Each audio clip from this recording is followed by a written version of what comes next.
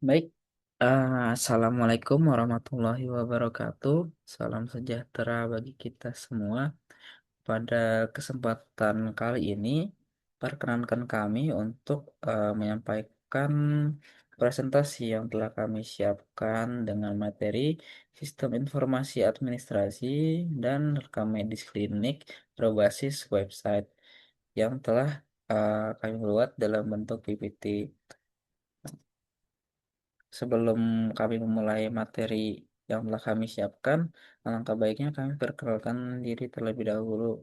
Untuk anggota kami, yang pertama ada saya, Niko Ardi Hermawan, kemudian ada Mbak Niken Arditi Bilkis, lalu ada Mas Nur Alfian Syahri, dan kemudian ada Mas Oki Prianto, lalu ada Mas Fajri Jahrawani Ahmad, kemudian ada Mas Ragan Septayuda Lesmana.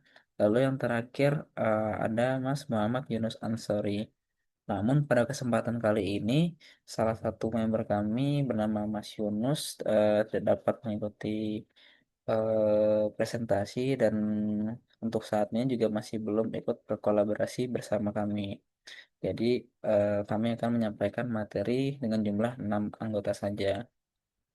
Baik, sebelum memulai sebelum membawakan materinya, saya akan menjelaskan metodologi pengembangan terlebih dahulu, yaitu mappingan apa saja yang akan kita sampaikan ke depannya.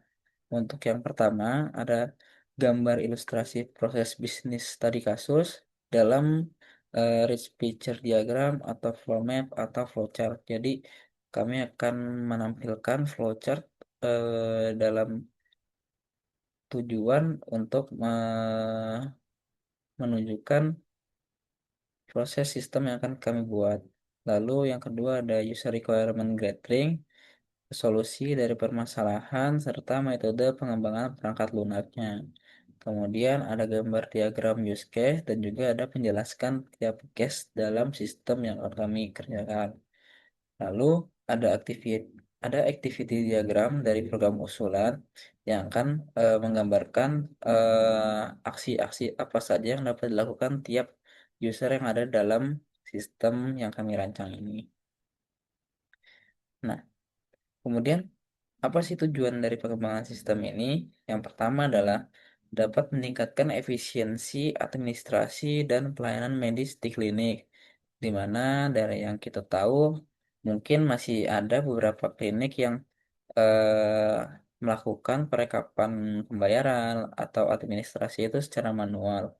Lalu menyediakan sistem terkomputerisasi untuk mencatat data pasien, rekam medis, dan transaksi sehingga para tenaga medis dapat mengakses rekam medis tiap pasien yang akan berobat di klinik sehingga dapat menentukan diagnosa dengan lebih efisien.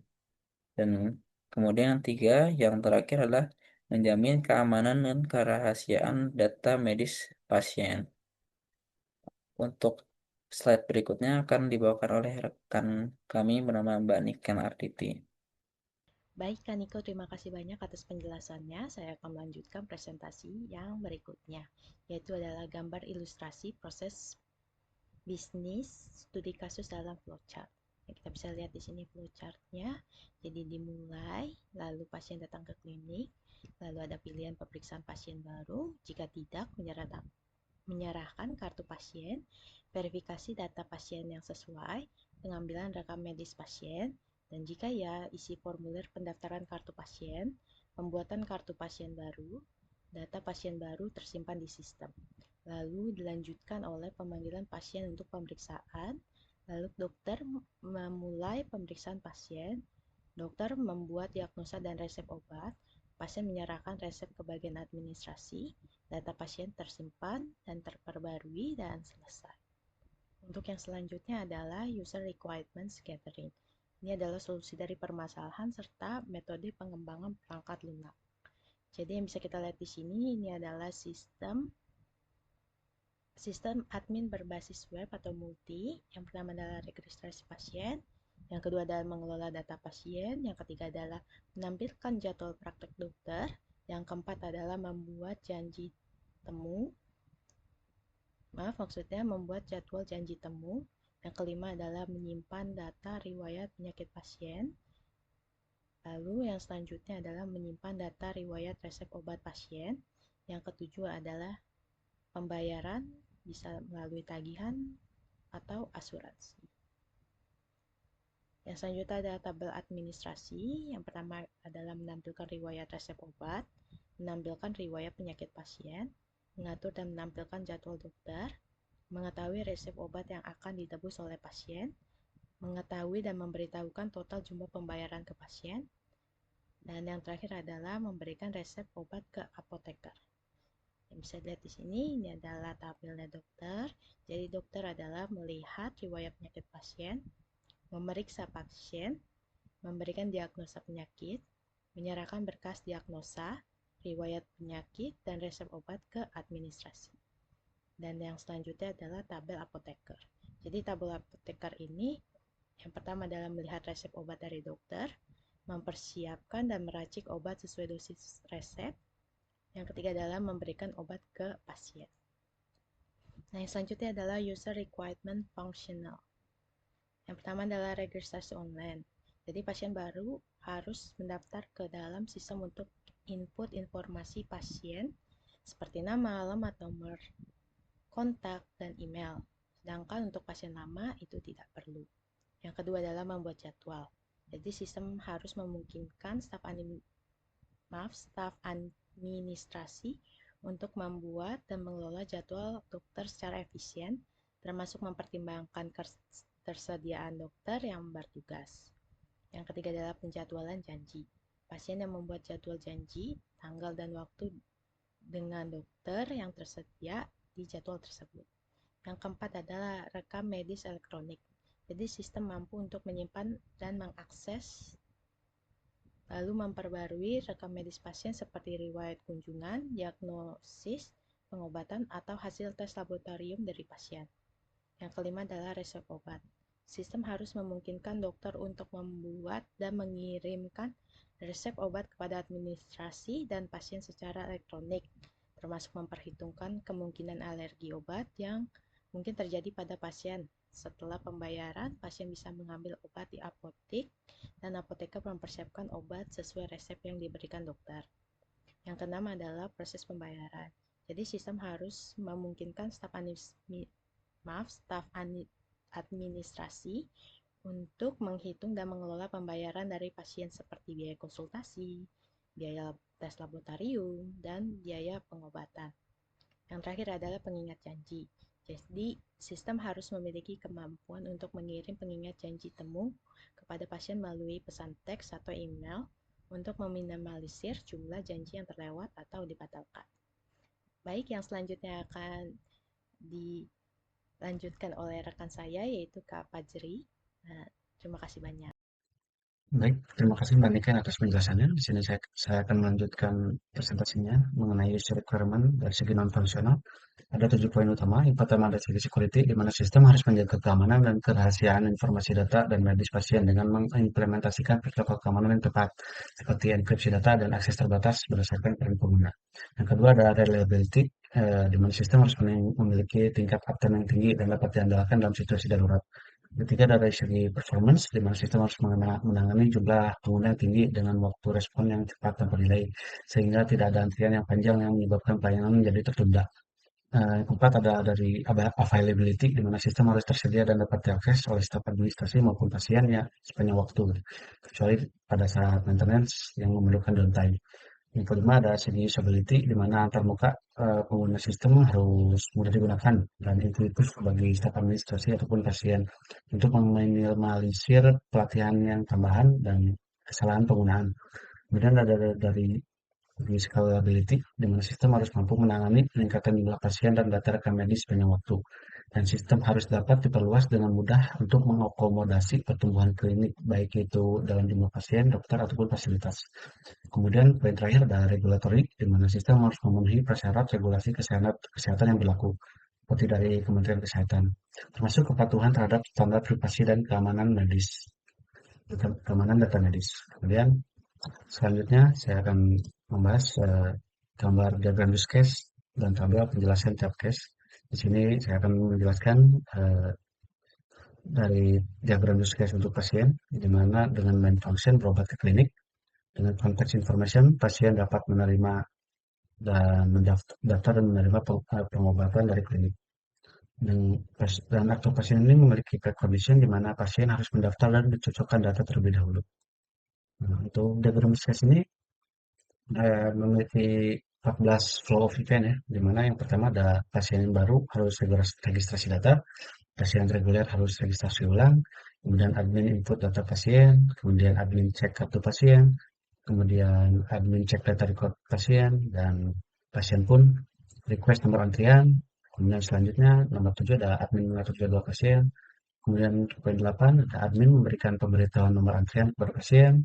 Kemudian 9 ada maaf, 9 ada dokter melihat riwayat pasien. Kemudian poin 10 pasien memberikan keluhan. Poin 11 ada dokter mendiagnosa pasien. Poin 12 dokter memberikan resep dan obat. Kemudian eh, poin 13 pasien melakukan pembayaran, dan poin 14 pasien mengambil obat. Seperti itu untuk diagram use case dari pasien. Selanjutnya ada diagram use case untuk aktor pasien dengan tujuan mendaftarkan pasien baru ke dalam aplikasi klinik. Nah, ini untuk diagram use case di mana pasien melakukan registrasi gitu. Di mana memiliki 3 poin alur normal, di mana yang pertama ada pengguna yang belum daftar melakukan registrasi, kemudian mengisi form, dan selanjutnya ada pengguna secara resmi terdaftar gitu. Mana untuk database case ini memiliki precondition di mana sistem aktif dan dapat diakses, formulir formulir input tersedia. Kemudian ada post condition di mana pasien terdaftar dan dapat login ke sistem. Dan di pada tahap registrasi ini memiliki asumsi di mana data pengguna valid dan lengkap, kemudian akses login terbuka setelah registrasi. Mungkin penjelasannya dari saya seperti itu. Selanjutnya dipersilakan saudara Nur Alfian. Ya, terima kasih Bang Fajri. Saya akan melanjutkan untuk use case dan tabel penjelasannya untuk case berikutnya setelah registrasi, yaitu login. Di sini aktornya adalah pasien, administrasi, dokter, dan apoteker. Jadi tujuannya itu memberikan akses ke sistem sesuai peran masing-masing. Jadi alur normalnya itu pengguna menginput username dan password, terus sistem melakukan validasi kredensial, jika valid akses diberikan sesuai peran, terus pengguna masuk ke sistem. Terus preconditionnya ya sistem aktif dan stabil, pengguna telah terdaftar dan punya akun. Post conditionnya itu login berhasil dan dapat akses sesuai peran. Opsi simpan sesi dan ingat akun aktif. Asumsinya itu pengguna memiliki perangkat dan koneksi internet ataupun intranet, data login valid, sistem bebas dan dari gangguan teknis. Jadi login ini memiliki karakteristik masing-masing, yaitu admin dia memiliki login untuk mengakses rekam medis dan juga login ke janji tamu. Dan untuk dokter sendiri itu login untuk membuka akses ke rekam medis dan penambahan resep. Sedangkan apoteker itu hanya ke penambahan akses untuk ke pemberian resep obat dan pengambilan obat. Untuk use case selanjutnya yaitu rekam medis. Di sini aktornya adalah administrasi dan dokter. Tujuannya adalah menyimpan dan memperbarui riwayat berobat pasien untuk referensi di masa mendatang. Alur normalnya itu dokter atau admin membuka rekam medis pasien, meninjau data dan mendapatkan informasi relevan, memperbaharui dan menambahkan informasi medis, menyiapkan data terbaru ke dalam sistem. Preconditionnya yaitu sistem aktif dan berjalan baik, admin atau dokter mempunyai akses ke rekam medis. Rekam medis pasien terbaru tersimpan dalam sistem klinik. Asumsinya itu admin dan dokter memiliki pengetahuan dan akses. rekam medis tersedia dan bisa diakses saat dibutuhkan. Jadi di sini admin akan menginput nomor rekam medis si pasien dan akan dimasukkan ke dalam bagian janji tamu. Jadi dokter sendiri bisa mengakses, jadi janji tamu ini akan diserahkan ke dokter terkait. Nah, dokter ini akan dapat mengakses rekam medis yang sudah diberikan sesuai dengan nama pasien atau nomor rekam medis yang telah diberikan oleh bagian administrasi. Berikutnya akan dijelaskan oleh teman saya, Mas Oki. Untuk waktunya saya persilahkan. Terima kasih. Ya, terima kasih Kak Alfian. Selanjutnya saya akan menjelaskan tentang use case periksa dan diagnosa. Itu di mana aktornya ada pasien dan dokter, lalu tujuan dari use case ini adalah memeriksa kondisi pasien dan menetapkan diagnosa penyakit untuk tindakan lanjutnya. Untuk alur normalnya ada yang pertama itu dokter membuka rekaman medis pasien, lalu yang kedua wawancara pemeriksaan fisik oleh dokter, yang ketiga dokter menganalisa dan mengevaluasi data untuk menentukan diagnosa, dan yang terakhir ada catat diagnosa dan rekomendasi tindakan dan pengobatan. Lalu untuk preconditionnya, sistem klinik berjalan normal, dokter memiliki akses ke rekam medis, pas conditionnya adalah diagnosa ditentukan, tindakan lanjut direkomendasikan kepada pasien. Lalu asumsinya, dokter memiliki kompetensi yang cukup dan data klinis rekaman medis tersedia dan akurat. Selanjutnya, pemberian resep obat, yaitu aktornya ada pasien, dokter, dan apoteker, dan tujuannya adalah memberikan resep obat setelah diagnosa untuk diteruskan ke apoteker. Lalu alur normalnya ada dokter membuat resep, lalu resep diberikan kepada pasien, dan pasien menyerahkan resep ke apoteker untuk diproses. Lalu preconditionnya adalah pasien sudah diperiksa dan didiagnosa, dokter dan apoteker memiliki akses ke sistem klinik. Post conditionnya, resep diberikan ke pasien, resep diserahkan ke apoteker untuk disiapkan, dan asumsinya dokter mampu memberikan resep secara tepat dan apoteker menyiapkan obat sesuai resep. Nah, selanjutnya ada mempersiapkan obat, yang dimana aktornya itu adalah apoteker. Tujuannya adalah menyiapkan obat sesuai resep dari dokter untuk diberikan ke pasien. Lalu alur normalnya ada resep diterima dari dokter atau pasien. Lalu apoteker memproses dan menyiapkan obat sesuai resep. Dan yang ketiga, obat disiapkan dengan dosis dan instruksi yang tepat. Preconditionnya, resep diterima oleh apoteker. Apoteker bisa akses sistem atau cek alergi pasien bila perlu. Lalu post conditionnya ada obat disiapkan dan siap diberikan ke pasien. Dan asumsinya apoteker memiliki pengetahuan, keterampilan, dan pengalaman. Dan obat disiapkan dengan dosis yang benar dan aman. Ya, selanjutnya akan dibawakan oleh rekan saya, Kak Regan ya. Terima kasih. Sekarang saya akan melanjutkan presentasi yang sudah dilakukan oleh teman saya. Nah, di sini saya akan menjelaskan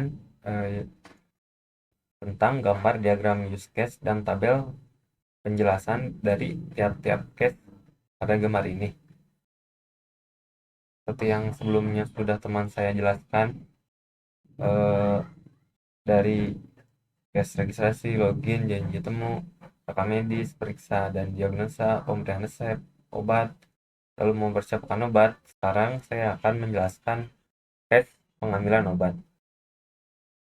Pada case ini memiliki dua aktor, yaitu aktor apoteker dan pasien itu sendiri. Tujuan dari case ini adalah pasien mengambil obat berdasarkan resep yang telah dibuat dari dokter dan diproses oleh apoteker. Seperti case-case yang sudah dijelaskan sebelumnya, dokter sudah membuat resep dan diproses oleh apoteker ini pada case ini. Lalu alurnya adalah pertama-tama pengambilan bersifat opsional. Pasien membawa resep ke apoteker. Lalu yang ketiga adalah apoteker mau meriksa dan mengecek kelengkapan resep. Yang keempat, apoteker menyiapkan obat. Lalu yang kelima, obat diberikan ke pasien sesuai dengan resep yang telah diberikan. Kondisi sebelum tes ini dilakukan, pasien harus memiliki dan menyerahkan resep ke apoteker terlebih dahulu. Lalu kondisi setelahnya, pasien akan menerima obat dari apoteker. Lalu di sini juga ada asumsi, yaitu apoteker memiliki kemampuan dan pemahaman resep. Selanjutnya adalah obat tersedia atau tersedia dengan alternatif yang sesuai. Lalu yang selanjutnya adalah case pembayaran. Di sini ada pasien itu akan berdampingan dengan administrasi sebagai aktor pada case pembayaran ini. Tujuan dari case pembayaran ini adalah melakukan pembayaran atas layanan konsultasi dan obat pada klinik. Alur normalnya yaitu pasien menerima informasi tagihan, lalu yang kedua pasien melakukan pembayaran sesuai tagihan, lalu yang ketiga itu administrasi menerima dan menginput data pembayaran ke dalam sistem. Lalu yang keempat dan terakhir itu adalah pasien menerima tanda terima pembayarannya, biasanya berupa cek ya. Lalu kondisi sebelum melakukan pembayaran ini, sistemnya tentu saja harus berjalan baik agar diinputkan dengan benar dan admin bisa mengakses informasi dan tagihan pasien. Kondisi sesudahnya atau post condition, pasien telah membayar dan menerima tanda terima. Sistem mencatat transaksi pembayaran. Lalu yang terakhir ini ada asumsi admin memiliki kemampuan pengelola pembayaran. Pasien mampu membayar dengan metode yang valid. Ini bisa berbentuk biasanya cash atau yang sering banyak sekarang digunakan yaitu QRIS. Lalu sistem dan jaringan pembayaran berjalan lancar. Maaf di sini ada typo dikit. Lalu yang terakhir pada presentasi kelompok kita ada activity diagram dari program susulan. Activity diagram ini akan menjelaskan aktivitas diagram dari tiap-tiap faktor yang ada. Jika dari sebelumnya itu menjelaskan lebih detail ke dalam case-case-nya, di sini lebih detail menjelaskan tentang apa yang dilakukan saja oleh tiap-tiap faktornya. Seperti yang bisa dilihat pada tabelnya. Di sini diagram dibuat sebaik mungkin agar kita bisa berfokus pada tiap-tiap faktornya saja. Misal dari yang paling simpelnya terlebih dahulu, jika kita sebagai apoteker dan ingin melihat aktivitas diagram ya, kita bisa melihat bahwa apoteker ini hanya memiliki 2 aktivitas saja dalam keseluruhan flownya tersebut. Yang pertama, apoteker ini menerima resep obat dan mengirimkan obat dengan harganya. Dan jika kita mulai dari awal, yang pertama-tama ini pasien datang ke klinik, lalu administrasi masuk, apakah pasien baru? Ini biasanya ditanyakan oleh administrasinya. Jika ya, pasiennya itu sendiri ya akan melakukan registrasi. Jika tidak, verifikasi data dilakukan oleh administrasi. Dan jika benar, akan masuk ke login. Dan jika dari pasien yang sudah registrasi itu, akan langsung masuk ke login juga. Lalu pengecekan jadwal dokter, dicek dulu jadwal dokternya. Jika sudah ada jadwal dokter yang kosong, maka pasien akan mengajukan janji temu, yang nantinya di administrasi akan dibuatkan janji temunya terlebih dahulu dari pengajuan pasiennya tersebut. Lalu di sini di dokternya ini akan diberikan pilihan apakah di approve atau tidak. Jika tidak, maka selesai flow-nya. Jika iya, maka dokter akan meminta pasien melalui administrasi untuk memanggil bertemu dengan dokternya. Lalu pasien ini bertemu dengan dokter yang akan langsung menuju ke aktor dokter, melakukan pemeriksaan, diagnosa, dan pemberian resep. Lalu setelah dari aktivitas tersebut, dokter akan memberikan resep kepada apoteker dan diterima oleh apoteker tersebut. Lalu apoteker akan mengirimkan obatnya dengan harga yang tepat dan diterima oleh administrasi. Di sini administrasi dan pasien akan melakukan pembayaran. Yang pertama-tama dilakukan oleh administrasinya terlebih dahulu, lalu dibayar oleh pasien dan diterima obatnya juga oleh pasien. Seperti itu. Baik, terima kasih. Mohon maaf bila ada salah-salah kata oleh kelompok kami.